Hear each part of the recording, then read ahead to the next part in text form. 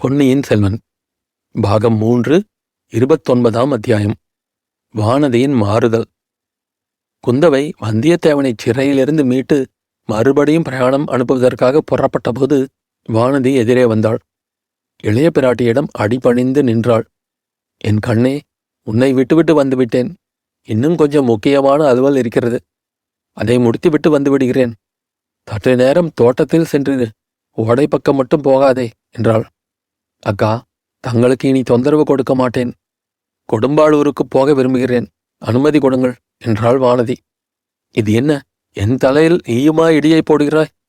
உனக்கு என் பேரில் என்ன கோபம்? உன் பிறந்தகத்தின் மீது திடீரென்று என்ன பாசம்? உங்கள் பேரில் நான் கோபம் கொண்டால் என்னை போல் நன்றி கேட்டவள் யாரும் இல்லை.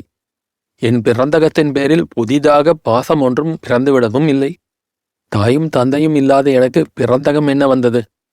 எங்கள் ஊருக்கு பக்கத்தில் உள்ள காளி கோவிலுக்கு பூசை போடுவதாக என் தாயார் ஒரு முறை வேண்டிக் கொண்டாளாம்.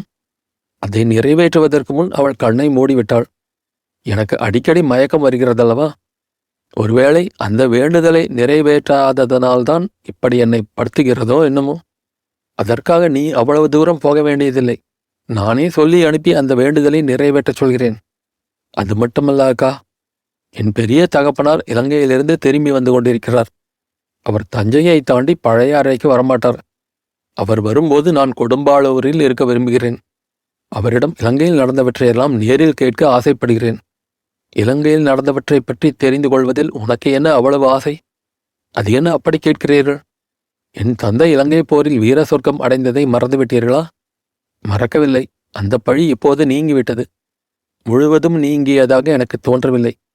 யுத்தம் முடிவதற்குள்ளே அவசரப்பட்டு கொண்டு பெரிய வேளார் திரும்புகிறார். அவரை மறுபடி இலங்கைக்கு போய் போர் நடத்தும்படி சொல்லப் போகிறாயா? அதற்காகவா கொடும்பாளூர் போக வேண்டும் என்கிறாய்? அவ்வளவு பெரிய விஷயங்களைப் பற்றி சொல்வதற்கு நான் யார்? நடந்ததை பற்றி கேட்டு தெரிந்து கொள்ளவே விரும்புகிறேன். ஆஹா, உன் மனது இப்போது எனக்கு தெரிகிறது. பொன்னியின் செல்வன் இலங்கை போரில் புரிந்த வீரச் செயல்களைப் பற்றி உன் பெரிய தகப்பனாரிடம் கேட்க விரும்புகிறாய், இல்லையா? அது ஒரு தவறா அக்கா? அது தவறில்லை. ஆனால் இத்தகைய சமயத்தில் என்னை தனியே விட்டுவிட்டு போகிறேன் என்கிறாயே, அதுதான் பெரிய தவறு. அக்கா, நானா தங்களை தனியே விட்டுவிட்டு போகிறேன்? என்னைப் போல் தங்களுக்கு எத்தனையோ தோழிகள், தங்கள் கருத்தை அறிந்து காரியத்தில் நிறைவேற்ற எத்தனையோ பேர் காத்து கொண்டிருக்கிறார்கள். நீ கூட இப்படி பேச ஆரம்பித்து விட்டாயா வானதி? என் தம்பியை பற்றிய செய்தி கேட்டு உன் மனம் பேதலித்து விட்டது போலிருக்கிறது. அந்த செய்தியை பற்றி நீ அதிகமாய் கவலைப்பட வேண்டாம்.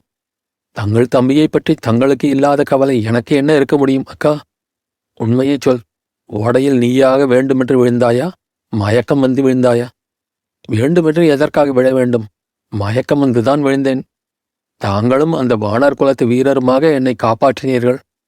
காப்பாற்றியதற்கு நன்றி உள்ளவளாக தோன்றவில்லையே.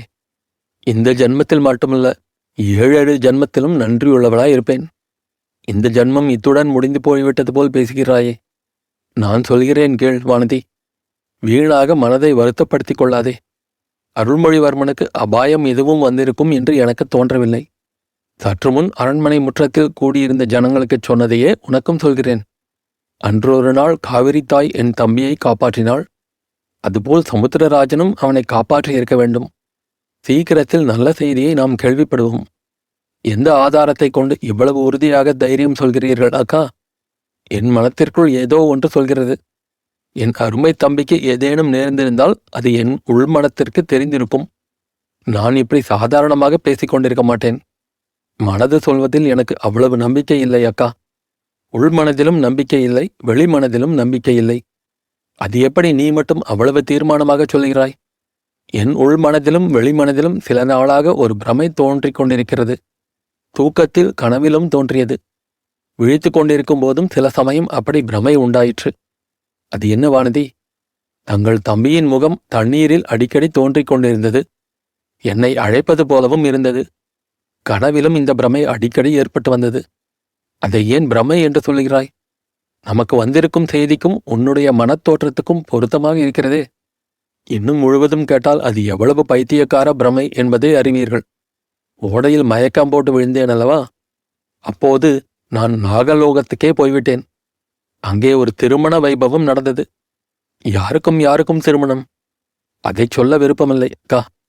மொத்தத்தில் மனதில் தோன்றுவதிலும் கனவில் தோன்றுவதிலும் எனக்கு நம்பிக்கை இல்லை. கண்ணால் காண்பதையும் காதால் கேட்பதையும் தான் இனிமேல் நம்புவது என்று தீர்மானித்திருக்கிறேன். வானதி, நீ சொல்வது முற்றும் தவறு. கண்ணால் காண்பதும் காதினால் கேட்பதும் சில சமயம் பொய்யாக இருக்கும். மனதிற்குள் தோன்றுவதுதான் நிச்சயம் உண்மையாயிருக்கும். கதைகள் காவியங்களிலிருந்து இதற்கு எத்தனையோ உதாரணங்கள் நான் உனக்கு சொல்வேன். பிறகு ஒரு சமயம் கேட்டுக்கொள்கிறேன் அக்கா. இப்போது எனக்கு விடை கொடுங்கள் என்றாள் வானதி. இளவரசி குந்தவைக்கு ஒரே வியப்பாய் போய்விட்டது. இந்த பெண்ணுக்கு இவ்வளவு தைரியமும் பிடிவாதமும் திடீரென்று எப்படி ஏற்பட்டன என்று ஆச்சரியப்பட்டாள். வானதி, இது என்ன அவசரம்?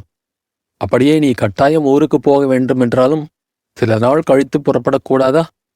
இப்போது நாடெங்கும் ஒரே குழப்பமாயிருக்குமே. உன்னை தக்க பாதுகாப்புடன் அனுப்பி வைக்க வேண்டாமா? எனக்கு என்ன பயம் அக்கா? கொடும்பாளூரிலிருந்து என்னை அழைத்து வந்த பல்லக்கு தூக்கிகளும் காவல் வீரர் 4 ஒரு வேலையுமின்றி இத்தனை காலம் இங்கே தூங்கிக் கொண்டிருக்கிறார்கள். அவர்களே என்னை திரும்ப அழைத்து கொண்டு போய் விடுவார்கள். அழகாயிருக்கிறது. உன்னை அப்படி நான் அனுப்பிவிடுவேன் என்றா நினைக்கிறாய்? உங்களை நான் ரொம்பவும் கேட்டுக்கொள்கிறேன் அக்கா. எனக்கு பயம் ஒன்றுமில்லை. கொடும்பாளூர் வானதியை இந்த நாட்டில் யாரும் எதுவும் செய்ய தோணிய மாட்டார்கள். அதுவும் இளைய பிராட்டியின் அன்பு குகந்த தோழி நான் என்பது யாருக்கு தெரியாது. ஒரே ஒரு காரியத்துக்கு மட்டும் அனுமதி கொடுங்கள். போகும்போது அந்த குடந்தை ஜோதிடரின் வீட்டுக்கு இன்னொரு தடவை போய் அவரை சில விஷயங்கள் கேட்க விரும்புகிறேன். அவ்விதம் செய்யலாமா? அவரிடம் எனக்கு கூட வரவேண்டும் என்ற ஆசைதான். ஆனால் நீ இவ்வளவு அவசரப்படுகிறாயே. இல்லை அக்கா, இந்த தடவை அவரை நான் தனியாக பார்த்து ஜோதிடம் பார்க்க விரும்புகிறேன்.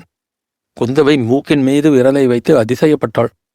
இந்த பெண் ஒரு நாளில் ஒரு ஜாம நேரத்தில் இவ்வளவு பிடிவாதக்காரியாக மாறிவிட்டது எப்படி என்று இளவரசிக்கு புரியவே இல்லை. அவள் பிரயாணத்தை தடுத்து நிறுத்த முடியாது என்ற முடிவுக்கு வந்தாள். சரி வானதி, உன் விருப்பம் போல செய்யலாம். நீ பிரயாணத்துக்கு வேண்டிய ஆயத்தம் செய். அதற்குள் சிறையில் இருக்கும் அந்த வானர் குலத்து வீரகுமாரனை விடுதலை செய்துவிட்டு வருகிறேன் என்றாள். அத்தியாயம் முடிவு.